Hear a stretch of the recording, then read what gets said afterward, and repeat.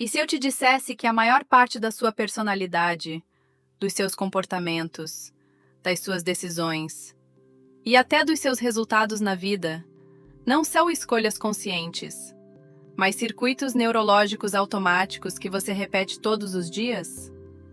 Talvez você acredite que pensa por si mesmo, que age de forma racional, que escolhe quem você é, mas a neurociência mostra algo desconfortável.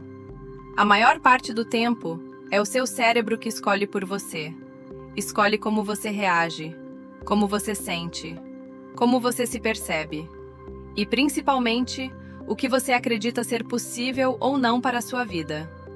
A boa notícia, e isso muda tudo, é que o cérebro não é fixo. Ele não é imutável. Ele não está programado para sempre. Hoje, a ciência sabe que o cérebro é plástico, adaptável e treinável, mesmo na vida adulta. E mais do que isso, existem janelas biológicas específicas onde a mudança acontece de forma mais eficiente. Estamos falando de reorganização neural real, mudança física nas conexões do cérebro e da transição de um estado mental antigo para um novo padrão de funcionamento. Neste vídeo, você vai entender, com base em neurociência, estudos clínicos e biologia do comportamento, como o seu cérebro se reconstrói, por que ele resiste à mudança e o que realmente acontece dentro de você quando começa a sair do automático. E antes de qualquer técnica, meditação ou prática, precisamos desmontar a maior ilusão que impede essa transformação. A ilusão de que você é quem você pensa que é. Desde cedo, aprendemos a nos definir com frases simples. Eu sou assim. Esse é o meu jeito. Não consigo mudar. Sempre fui desse modo. Essas frases parecem inofensivas, mas para o cérebro, elas são ordens.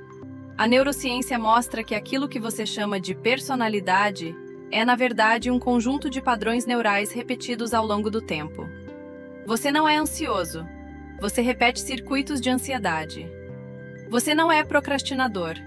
Você automatizou circuitos de adiamento. Você não tem dificuldade com dinheiro. Você ativou milhares de vezes os mesmos caminhos neurais associados à escassez. O cérebro não trabalha com identidade. Ele trabalha com frequência de uso. Quanto mais um circuito é ativado, mais eficiente ele se torna, mais rápido, mais automático. E chega um ponto em que você não pensa mais antes de agir. Você simplesmente age. Esse é o estado que a neurociência chama de modo automático. Nesse modo, o passado governa o presente. Emoções antigas disparam decisões atuais. E o corpo reage antes da mente racional perceber. É por isso que tantas pessoas dizem querer mudar, mas continuam sentindo, reagindo e escolhendo da mesma forma. Porque querer mudar não altera circuitos. Repetição altera. E aqui está um ponto crucial. O cérebro não distingue um padrão bom de um padrão ruim. Ele apenas pergunta: isso é familiar? Isso já foi usado antes? Se a resposta for sim, ele mantém. A identidade, portanto, não é quem você é. É quem você treinou seu cérebro para ser até agora. E se isso é verdade, então mudar não é um ato de força. É um processo de reaprendizado. Mas para aceitar isso, precisamos desmontar um mito antigo. Agora vamos ver o que o Dr. Joe Dispenza nos diz. Eu acho que na maioria das vezes as pessoas podem mudar todo tipo de coisa. E quando essas mudanças ocorrem, nossa pesquisa mostra que o cérebro delas muda, a frequência cardíaca muda, a expressão gênica muda. Há milhares de metabólitos sendo liberados na corrente sanguínea que não estavam presentes anteriormente. Há uma série de mudanças diferentes que ocorrem biologicamente e que, de certa forma, contribuem para a transformação da pessoa. Se criarmos as condições certas no ambiente e dermos a instrução adequada, se conseguirem alinhar comportamentos com intenções, ações com pensamentos, mente e corpo trabalhando juntos, terão uma nova experiência. A experiência enriquece os circuitos no cérebro. É isso que a experiência faz. Quando esses neurônios começam a se conectar, outra parte do cérebro produz uma substância química chamada sentimento ou emoção, Quando você se sente limitado, grato, poderoso e completo, tudo acontece ao mesmo tempo. Agora você está ensinando o seu corpo, quimicamente, a entender o que sua mente compreendeu intelectualmente. A informação não está apenas no cérebro, mas também no corpo. Agora você incorpora a verdade desse conhecimento, dessa filosofia, dessa teoria. Assim, você ensina e instrui seu corpo quimicamente a entender o que sua mente compreendeu intelectualmente. Ok, então essa informação que chega como uma nova experiência está mudando sua biologia de alguma forma, e nós realmente já mostramos isso. Então, se você fez isso uma vez, significa que você deve ser capaz de fazer de novo. E a ideia é ser capaz de repetir uma experiência. Se você repetir isso várias vezes, tanto neurologicamente quanto quimicamente, pode condicionar sua mente e corpo a funcionarem como um só. Quando faz isso tantas vezes que seu corpo sabe como fazer melhor do que sua mente consciente, isso se torna inato em você. Eu acho que cada pensamento que você tem gera uma substância química. E você pode ter pensamentos que te fazem sentir bem e pensamentos que te fazem sentir mal.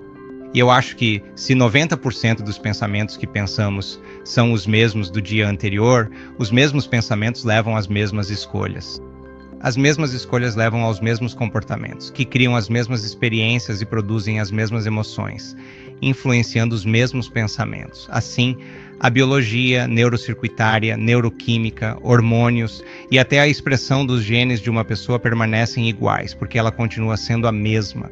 Não há nada de errado com isso, mas acho que se você pensa diferente, aprende novas informações e tem novos pensamentos, se conseguir tomar novas decisões, mostrar novos comportamentos, criar experiências, alcançar objetivos e sentir novas emoções. Eu diria que isso é evolução. E acredito que as pessoas, no fundo, realmente acreditam em si mesmas de alguma forma. E eu realmente acho que ser definido por uma visão de futuro ou realmente sempre sonhar com outra grande experiência, eu acho que é um ótimo motivo para acordar de manhã. Eu realmente me sinto responsável por sempre manter as informações baseadas na ciência e o mais puras possível. Eu acho que é realmente importante fazer a pesquisa que estamos fazendo.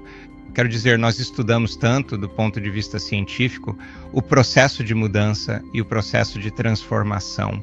E o que a meditação realmente pode fazer por uma pessoa em termos de sua biologia. E algumas das mudanças que estamos vendo em apenas 7 dias, minha responsabilidade realmente é dar às pessoas meu maior entendimento da verdade.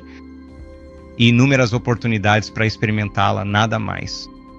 Sabe, existe uma maneira de inspirar as pessoas para a possibilidade e assim combinamos diferentes modelos da ciência, seja física quântica, neurociência, neuroendocrinologia, psiconeuroimunologia, a conexão mente-corpo, epigenética, eletromagnetismo. Todas essas ciências permitem que as pessoas se entendam melhor. Se conhecimento é poder, conhecer a si mesmo é autossuficiência.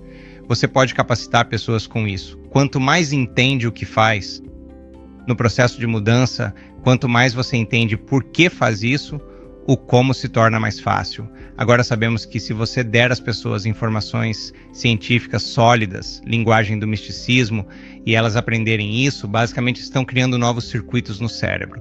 É isso que é aprender. Aprender é forjar conexões sinápticas. Mas se você não revisa o que aprende, se não repete, é muito mais fácil esquecer do que lembrar. Então você precisa repetir várias vezes.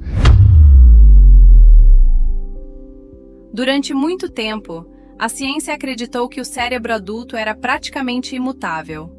A ideia dominante era simples. Você nasce com um número fixo de neurônios. Eles se desenvolvem na infância. E depois disso, só resta perder. Hoje sabemos que isso estava errado. A partir da década de 1990, estudos começaram a mostrar algo revolucionário. O cérebro adulto continua mudando fisicamente em resposta à experiência. Músicos apresentavam áreas motoras maiores. Motoristas de táxi tinham o hipocampo mais desenvolvido.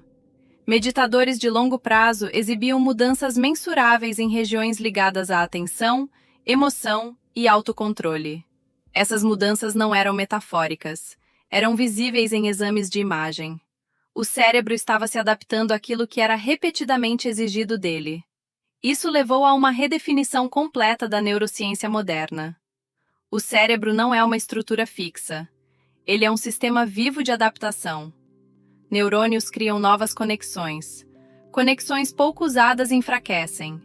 Outras se fortalecem. Esse processo recebe o nome de neuroplasticidade. E aqui está o ponto que quase ninguém explica direito. A neuroplasticidade não acontece por intenção. Ela acontece por uso consistente. O cérebro muda porque precisa, porque é estimulado, porque é exposto repetidamente a novos padrões. Se você repete o mesmo pensamento todos os dias, o cérebro entende que aquilo é importante.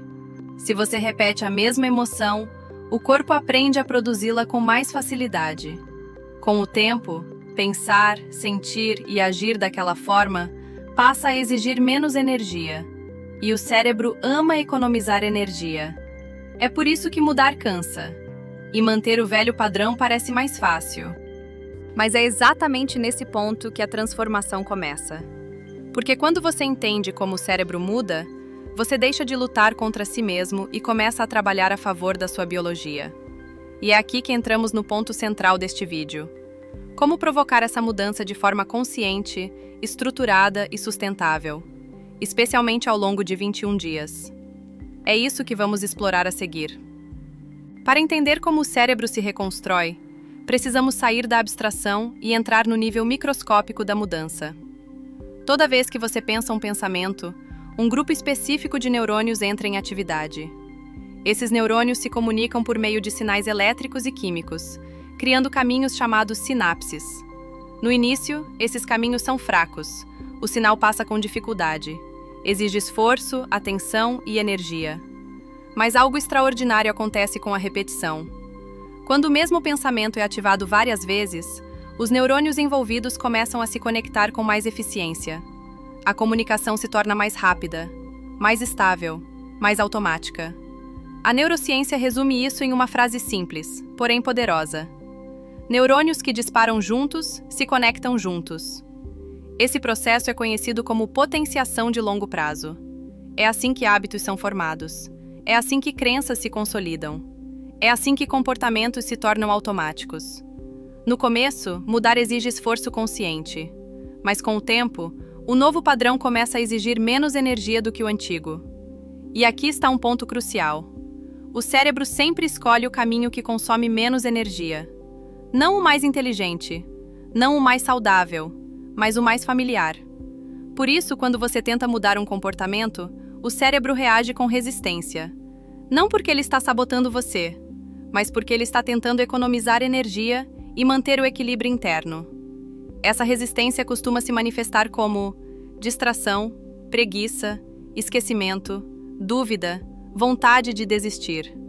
Nada disso significa que a mudança não está funcionando. Significa exatamente o oposto. Significa que novos circuitos estão sendo exigidos, enquanto os antigos começam a perder força. Nesse momento, o cérebro está literalmente em reconstrução. Mas essa reconstrução não acontece apenas no nível do pensamento. Ela exige algo ainda mais poderoso. O número 21 aparece com frequência quando falamos de mudança de hábito. Mas ele não surgiu da motivação popular. Ele surgiu da observação científica do comportamento humano. Quando um novo padrão começa a ser praticado, o cérebro passa por 3 grandes fases. Na primeira fase, tudo é consciente. Você precisa lembrar, precisa se esforçar, precisa escolher. Essa fase é cansativa, porque o cérebro ainda não reconhece aquele padrão como seguro. Na segunda fase, algo começa a mudar. As sinapses recém-criadas se fortalecem.